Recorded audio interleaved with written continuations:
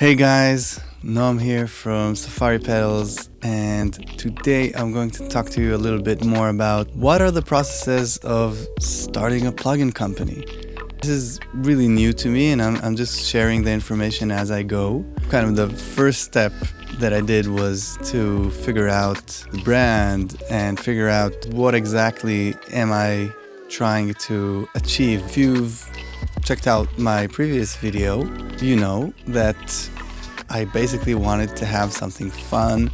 I wanted something that feels very creative and pushing towards being expressive and being yourself. I went for the concept of pedals also because it's just something that symbolizes to me being creative in the studio and not going with the rules and kind of going crazy. I basically bought the domain. That was the first thing that I did. Tried to find someone to kind of be in my space in terms of the design that I was looking for, and was lucky enough to find someone that did an amazing job. His artist name is Warco, and I'm going to add a link to him in the description below. Warco just got me. It took a few times in the beginning, but he immediately kind of got the vibe that I was going for and really helped out with all the artwork that you see in the plugins.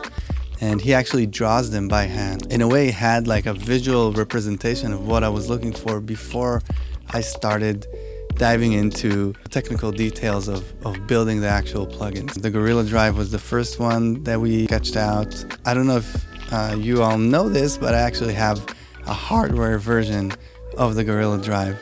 And that's something that I took a very long time to get the prototype up and running, and mostly I wanted the hardware to just be a plugin. In the process of doing that, I realized that there's a lot of things that I can do in a plugin that I can't do in the hardware, like a blend knob and like auto gain and a few other really cool features under the hood. I basically made a spreadsheet of all the features that I wanted and started kind of shopping for a freelance programmer. Now, I don't know if everybody knows this, but most of the plugins these days are built around a framework called Juice. And Juice is a simplified version of C++. Started working with one. I, to be honest, wasn't really happy with the results. It didn't sound like the hardware unit.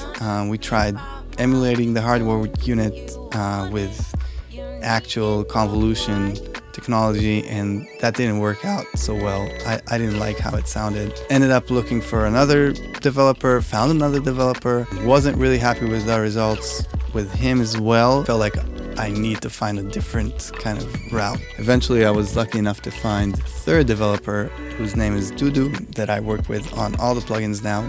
He's amazing, and he had a totally different approach. He said, look, I'm going to give you back office, so to say, of an EQ, distortion, and you can play around with it. After playing around with a lot of different options that Dudu gave me, I got to a combination that sounded very similar to the hardware.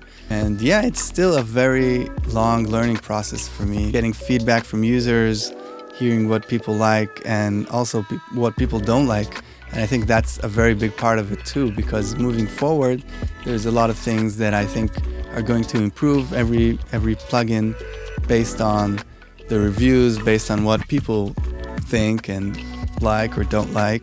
So for example, I know that a lot of people are talking about oversampling, and that's going to be another video that we're going to talk about oversampling. I did not include oversampling in the Gorilla Drive on purpose, and we're going to talk about that later. But yeah, moving forward, whole bunch of new ideas in the pipeline.